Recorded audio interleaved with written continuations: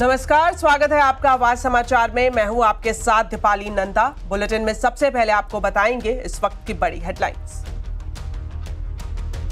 नेपाल में जबरदस्त हिंसा और आगजनी। आर्मी चीफ की अपील के बाद प्रधानमंत्री ओली ने दिया इस्तीफा। संसद भवन पर प्रदर्शनकारियों का कब्जा। राष्ट्रपति और प्रधानमंत्री के घर में लगाई आग। काठमांडू का एयरपोर्ट बंद। उपराष्ट्रपति चुनाव के लिए वोटिंग जारी। प्रधानमंत्री मोदी और नेता प्रतिपक्ष राहुल गांधी समेत सांसदों के वोट डालने का सिलसिला जारी। एनडीए से सीपी राधाकृष्णन और इंडिया गठबंधन से बी सुदर्शन रेड्डी हैं उम्मीदवार। आज शाम होगा नतीजों का ऐलान।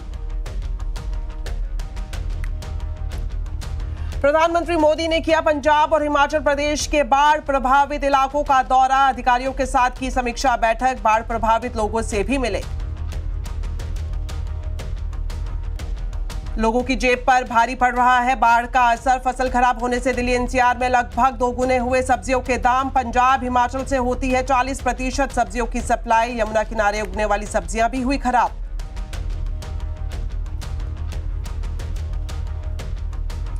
निफ्टी वीकली एक्सपायरी पर बाजार में दिखा जोश। निफ्टी लगातार 5वें दिन बढ़त पर बंद। Mid cap small cap index में भी बढ़त। निफ्टी बैंक की flat closing. IT, pharma, FMCG shares में खरीदारी। एमसीएक्स पर सोने ने लगातार तीसरा दिन बनाया रिकॉर्ड। 1,09,500 के रिकॉर्ड हाई तक पहुंचा सोना। चांदी का भाव भी 1,26,000 के ऊपर कायम। अमेरिका में दरें घटने की उम्मीद और डॉलर में कमजोरी से कीमतों में उछाल।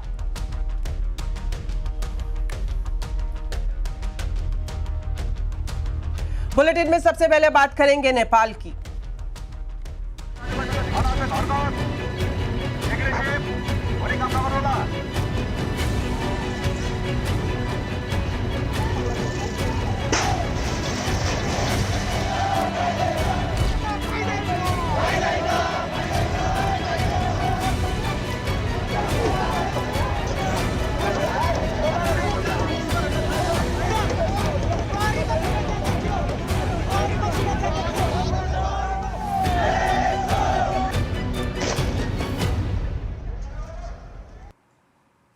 तो नेपाल जल रहा है। जी हां, जिस तरह से आपने तस्वीरों में देखा, नेपाल में आज दूसरे दिन भी युवाओं का उग्र प्रदर्शन जारी है। नेपाल में आपातकाल जैसे हालात है। नेपाल के प्रधानमंत्री केपी शर्मा ओली ने इस्तीफा दे दिया है। इससे पहले आज नेपाल के राष्ट्रपति के निजी आवास में प्रदर्शनकारी घुस गए और उन्होंने तोड़फोड़ और आगजनी भी की। संसद भवन पर भी प्रदर्शनकारियों ने कब्जा कर लिया है। प्रदर्शनकारियों ने नेपाल के पूर्व प्रधानमंत्री पुष्पकमल दहल प्रचंड के घर पर भी हमला किया। हालात इतने बिगड़ गए कि मंत्रियों को बचाने के लिए आर्मी ने हेलीकॉप्टर उतारे। काठमांडू एयरपोर्ट को बंद कर दिया गया है। काठमांडू समेत नेपाल के दूसरे इलाकों में कर्फ्यू लगा दिया गया है। आपको बता दें कि नेपाल सरकार ने 26 ऐप्स पर बैन लगाया था, जिसके बाद सोशल मीडिया बैन के खिलाफ युवाओं का उग्र प्रदर्शन शुरू हो गया। हालात बिगड़े तो नेपाल की ओली सरकार को सोशल मीडिया से बैन हटाना पड़ा, लेकिन तब तक काफी देर हो चुकी थी।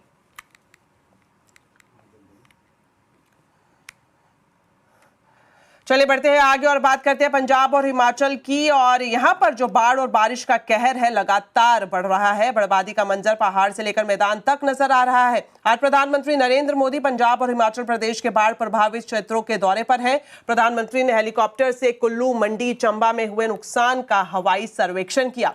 धर्मशाला में आपदा को लेकर मीटिंग भी हुई। मीटिंग में मुख्यमंत्री सुखविंदर सिंह सुक्खू भी मौजूद थे। प्रधानमंत्री ने हिमाचल के बाढ़ प्रभावित लोगों से बातचीत की। साथ ही राहत बचाव कार्यों में जुटी एसडीआरएफ, एनडीआरएफ टीमों से भी मुलाकात की। शाम को प्रधानमंत्री मोदी पंजाब के गुरदासपुर जाएंगे।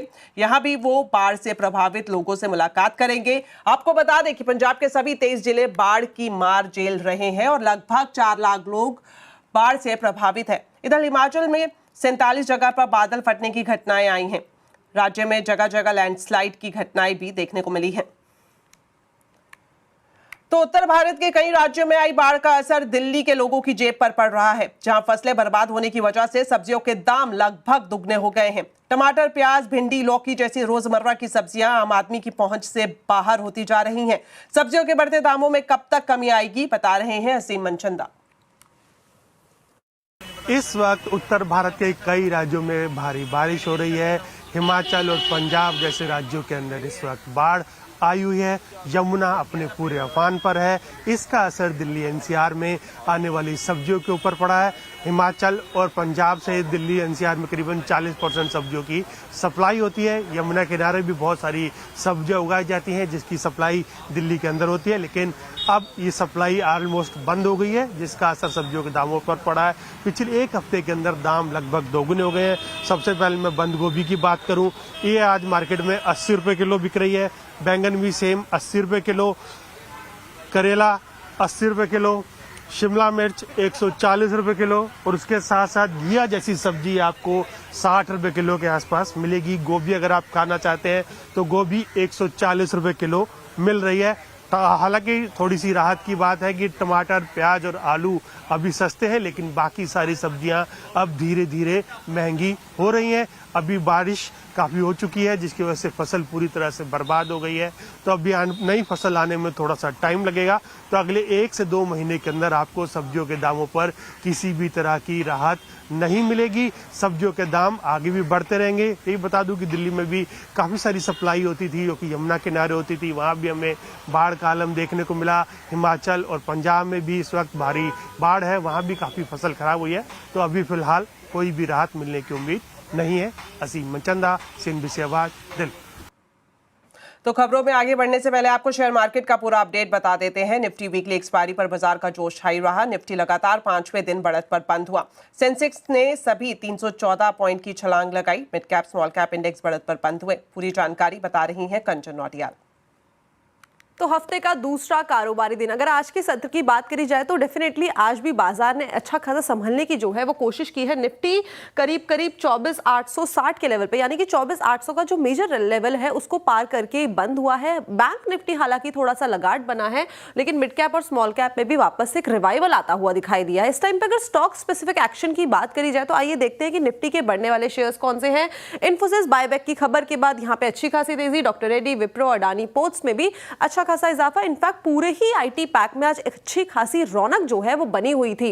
गिरने वालों में ट्रेंड इटर्नल, अल्ट्राटेक सीमेंट और जियो फाइनेंशियल्स का नाम आता है। यहाँ पे हमें हल्की फुल्की जो गिरावट है वो देखने को मिली है। मिड कैप की तरफ नजर डाली जाए तो जेएसडब्ल्यू इंफ्रा, यहाँ पे करीबन 4% के गेन देखने को मिले हैं। टाटा कम्युनिकेशन, ट्यूब इन्वेस्टमेंट और एबीएफआरएल में भी आज करीबन 3.25% की तेजी जो है हमें देखने को मिली है। लूजिंग पॉकेट की बात कर ली जाए, सुप्रीम इंडस्ट्री 4.25% का डाउनसाइड।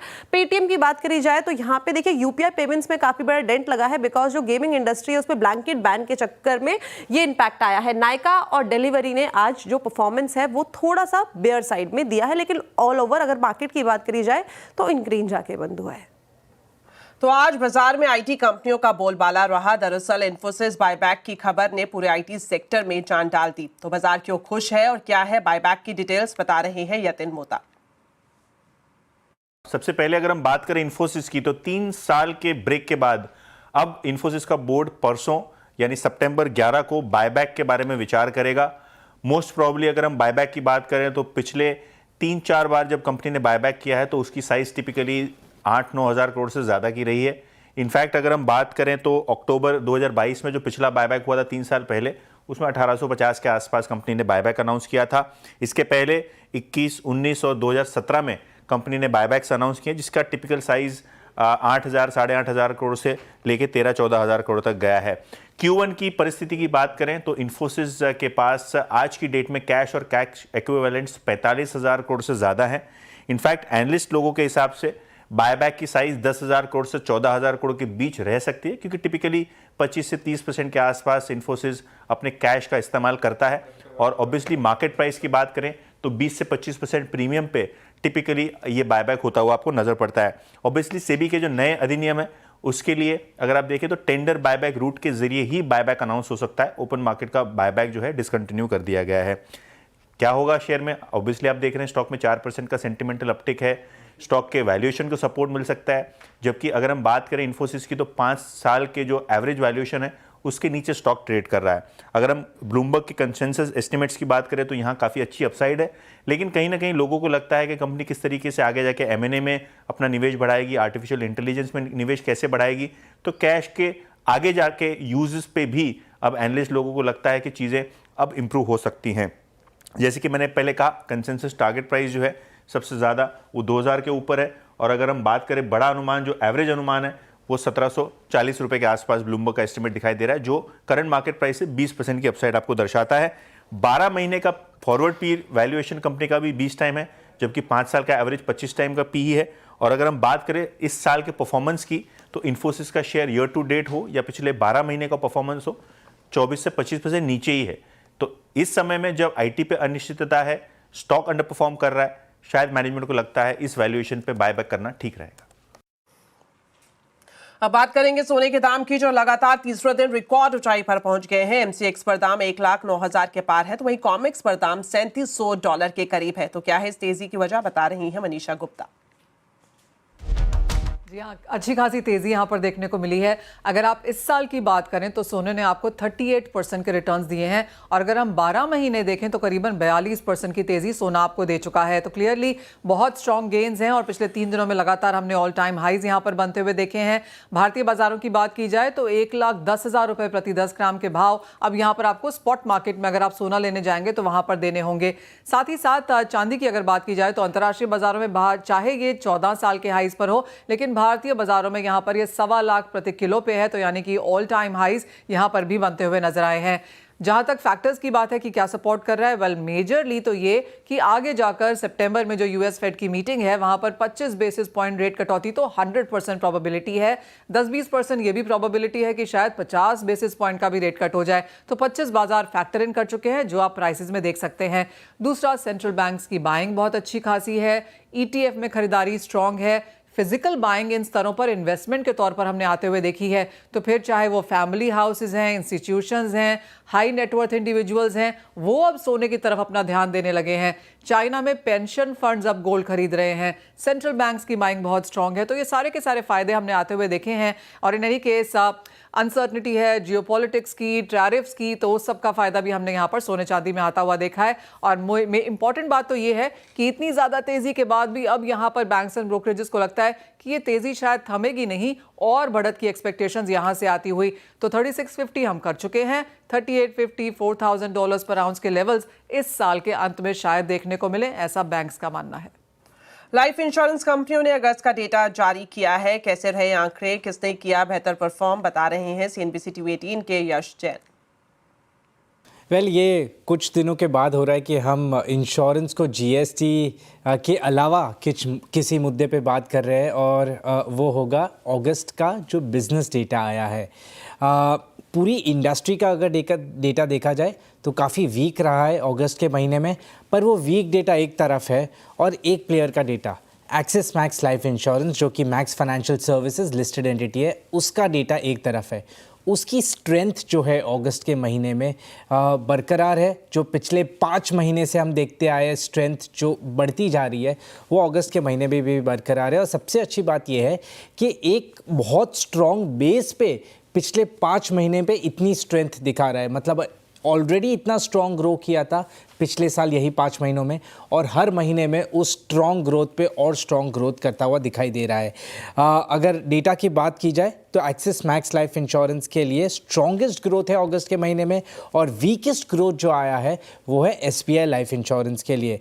एसबीआई लाइफ इंश्योरेंस के लिए तीसरा लगातार महीना रहेगा वीक ग्रोथ का, मैक्स के लिए 5वां लगातार महीना रहेगा काफ़ी स्ट्रॉन्ग ग्रोथ का। इंडिविजुअल नंबर्स की बात करें तो एचडीएफसी लाइफ के लिए ग्रोथ फ्लैट रहा है, पर बेस मिक्स था, मिला जुला था। न्यू बिजनेस प्रीमियम 10% से बढ़ा है, टोटल एपी 3% से बढ़ा है, रिटेल एपी फ्लैट है अगस्त के महीने में। ICICI prudential life week growth है, कमज़ोर ग्रोथ है, पर एक स्ट्रॉन्ग बेस पे आई है, तो मार्केट उसे वो एक्सक्यूज़ करेगा। न्यू बिजनेस प्रीमियम में 18% का इजाफा है, टोटल एपी में 35% का इजाफा है, पर रिटेल एपी 13% से कम यानी कि घटा है। एक्सिस मैक्स लाइफ इंश्योरेंस मैंने जैसे कहा काफ़ी स्ट्रॉन्ग ग्रोथ, एक स्ट्रॉन्ग बेस पे ये strong growth. New business premium 20% से बढ़ा है, टोटल एपी 17% से बढ़ा है, रिटेल एपी भी 16% से बढ़ा है। SBI लाइफ मैंने जैसे कहा वीक ग्रोथ, एक वीक बेस पे तो डबल नेगेटिव हो जाता है क्योंकि वीक ग्रोथ है अगस्त के महीने में और एक फेवरेबल बेस था जिस पे कंपनी अच्छा कर सकती थी पर नहीं कर पाई। न्यू बिजनेस प्रीमियम 30% से बढ़ा है पर वो सिर्फ रिन्यूअल प्रीमियम की वजह से बढ़ा है। न्यू बिजनेस प्रीमियम में काफ़ी स्ट्रॉन्ग ग्रोथ नहीं आया है। टोटल एपी सिर्फ 1% से बढ़ा है SBI लाइफ के लिए। रिटेल एपी 4% से कम हुआ है यानी कि घटा है। Finally LIC new business premium 17% से घटा है। टोटल एपी फ्लैट है और रिटेल एपी 5% से घटा है। अब आपको दिखाते हैं केंद्रीय मंत्री अश्विनी वैष्णव का एक्सक्लूसिव इंटरव्यू। नेटवर्क 18 के group consulting editor Bodhisattva Ganguly और मनी कंट्रोल के डेप्यूटी एग्जीक्यूटिव एडिटर चंद्र रंगनाथन के साथ बातचीत में केंद्रीय मंत्री अश्विनी वैष्णव ने सेमीकंडक्टर, GST सुधार, गेमिंग बैन और AI पहल जैसे अहम मुद्दों पर चर्चा की। तो देखिए मनी कंट्रोल का ये mega exclusive interview. Do you see any impact on the Trump tariffs on the willingness of big companies in the semiconductor sector, many of which are from the US, to invest in India? And also, I'll add the Apple question. Apple is obviously a big investor in India. India is a huge success story of Apple. Have you seen any hesitation because Mr. Trump, President Trump, has been talking about Apple also? He wants it to focus more on the US. When we look at Apple investment, when we look at semiconductor investment, when we look at electronics manufacturing, let us try to deconstruct the entire thing into the basic reasons why people are investing here, right? First and fundamental thing is the design capabilities. India has a very strong design capability. Our GCCs are really performing very well. What used to be about 10 years ago, 15 years ago, used to be a back office work, now that has changed. Today our design teams are designing complete product from concept to product. It's a huge growth up the learning curve. So that design capability is what practically every global manufacturer is looking at when they decide whether they want to go to a country A or country B. That is point number one. Point number two is the policy stability. You look at the entire world today, there is huge turmoil, there is turbulence, policy decisions are changing overnight, and the process which used to be followed in a multilateral, in a discussion, those kind of processes are today not very visible. So under such circumstances, the stability that India offers, that's huge. That's what is attracting a lot of investors to our shores. तो money control के साथ exclusive बातचीत में केंद्रीय मंत्री अश्विनी वैष्णव ने IT job cut पर भी खुलकर बातचीत की। देखिए। The services sector just, and I'm talking here about the IT services sector, does seem to be facing a certain amount of stress in terms of job losses and all that, which are job cuts. Any views that you have on that?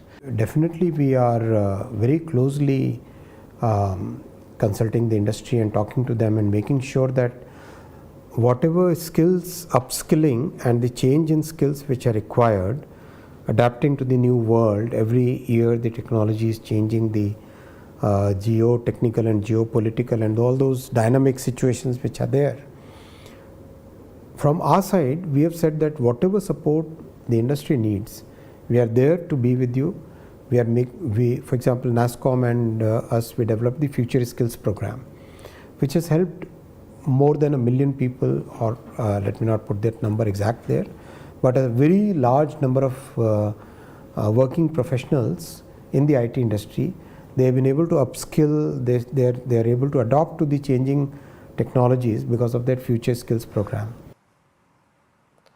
अब आपको बताते हैं आज के consumer अड्डा के topic के बारे में। कैशलेस इलाज पर बीमा कंपनी और अस्पतालों के बीच ठनी हुई है और बीच में पिस रहा है मरीज। अस्पतालों और कंपनियों के बीच सही तालमेल कैसे बनेगा, इसी पर आज हम कंज्यूमर अड्डा में खास चर्चा कर रहे हैं। शाम 5:57 पर जरूर देखें।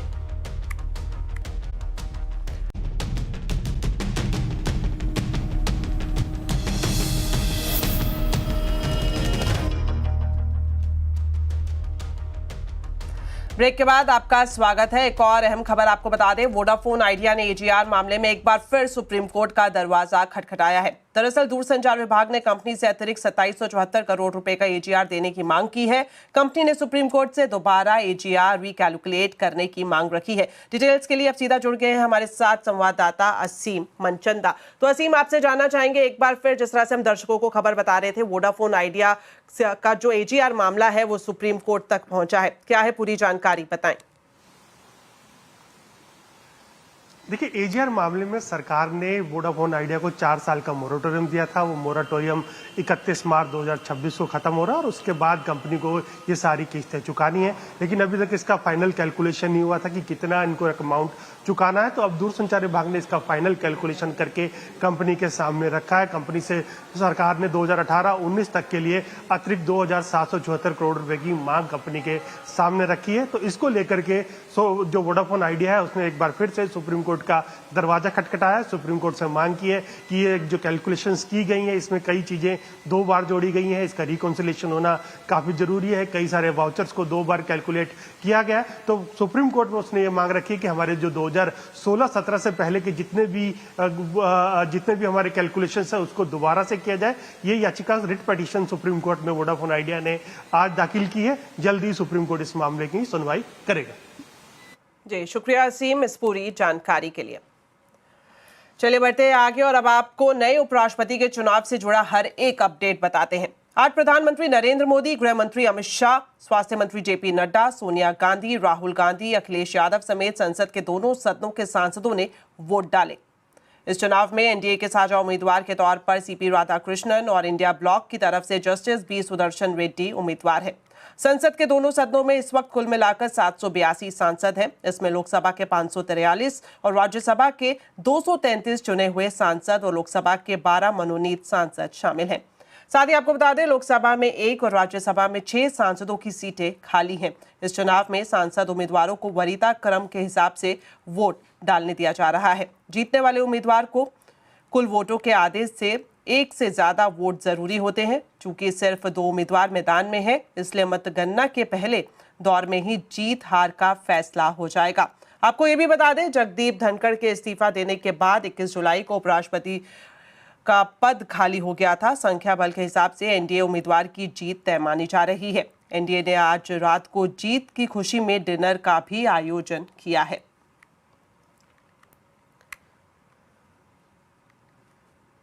चाहते हर कोई अगर इसमें अपना मत अपना देता, लेकिन मेरा फिर भी मानना है गणित जो है वो एनडीए के उम्मीदवार सीपी राधाकृष्णन जी के हित में है। सर, कांग्रेस और उनके साथ जो दल हैं उनकी तरफ से जो वाइस प्रेसिडेंट पद के उम्मीदवार हैं, उन्होंने कहा है कि मैं अपील करता हूं सभी सांसदों से कि पार्टी को छोड़कर देश हित में वोट किया जाए इस बार। इसीलिए सब लोग एनडीए के हित में वोट कर रहे हैं। अच्छा हुआ उन्होंने भी यही कहा। तो एनडीए ने जहां एक तरफ उपराष्ट्रपति चुनाव में जीत की खुशी में डिनर का आयोजन किया है, वहीं दूसरी तरफ विपक्ष ने इस चुनाव को संविधान और मर्यादा की रक्षा का चुनाव बताया है। ये संविधान की मर्यादाओं और परंपराओं की रक्षा की लड़ाई है। हमारे लिए ये लड़ाई केवल वोट डालने तक सीमित नहीं। ये संसद जो आपके सामने संसद का परिसर नजर आता है, इसकी मर्यादा और परंपराएं जो हैं, इसके मापदंड और मूल्य जो हैं, उनकी रक्षा की लड़ाई है। और आखिर में आम जनमानस के लिए प्रजातंत्र की रक्षा की लड़ाई है। गरीब और वंचित और शोषितों के, नौजवानों और किसानों के, महिलाओं के, उनके अधिकारों की रक्षा की लड़ाई है। आंकड़े तो ठीक है, लेकिन ये वोट तो अंतर आत्मा के उस पर पड़ता है। और दूसरा, पूरा देश ही जानता है कि भारतीय जनता पार्टी इस्तेमाली पार्टी है। पहले इस्तेमाल करो फिर बर्बाद करो, पहले इस्तेमाल करो फिर बर्बाद करो। वही हमारे वाइस प्रेसिडेंट जो खोए हुए हैं, उनके साथ भी यही हुआ। 22 सितंबर से जीएसटी दरों में कटौती के बाद टीवी और एसी जैसे व्हाइट गुड्स की कीमतों में लगभग 8 से 9% की कमी होने की उम्मीद है। जीएसटी में कटौती के ऐलान के बाद व्हाइट गुड्स शोरूम में टीवी और एयर कंडीशनर 10% सस्ता हो सकता है। इसे लेकर शोरूम में क्या कुछ हलचल है, इसका जायजा लिया संवाददाता केतन जोशी ने। टीवी कोई भी आप लो, प्राइस सस्ती पड़ेगी और 22 तारीख से मिलने वाले प्राइस की टैग यहाँ से अभी से लगाना शुरू कर दिया है। हम ओनर से पूछते हैं, भाविन भाई, ये भावेश भाई बताइए कि किस तरह की तैयारियां है, ग्राहक आपसे किस तरह से बात कर रहे हैं और आपने यहाँ टैगिंग किस तरह से शुरू किया है? जो भी कस्टमर 22 तारीख के बाद में हमसे टीवी परचेस करता है उसको 10% की भारी डिस्काउंट मिलने वाली है। आप एक चीज़ देखिए, मैं आपको समझाता हूँ कि ये टीवी जो पहले हम 87,900 का बेच रहे थे वो 22 तारीख के बाद में कस्टमर को 79,110 रुपीज़ में मिलने वाला है। मोटा मोटा 8,000 रुपये का उनको क्लियर कट बेनिफिट मिल रहा है thanks to the GST reduction. तो हम कह सकते हैं कि जो व्हाइट्स गुड्स में कोई भी प्रॉब्लम नहीं है, आप कोई भी शोरूम में चले जाइए, आपका मनपसंद टीवी या एयर कंडीशन चूज कर लीजिए, 10% आपको बेनिफिट होना तय है। केतन जोशी, अहमदाबाद। तो चलिए इसी के साथ फिलहाल इस बुलेटिन में इतना ही। आप खबरों पर अपडेट रहें, CNBC आवाज से जुड़े रहें हमारे सोशल मीडिया हैंडल्स के जरिए। नमस्कार।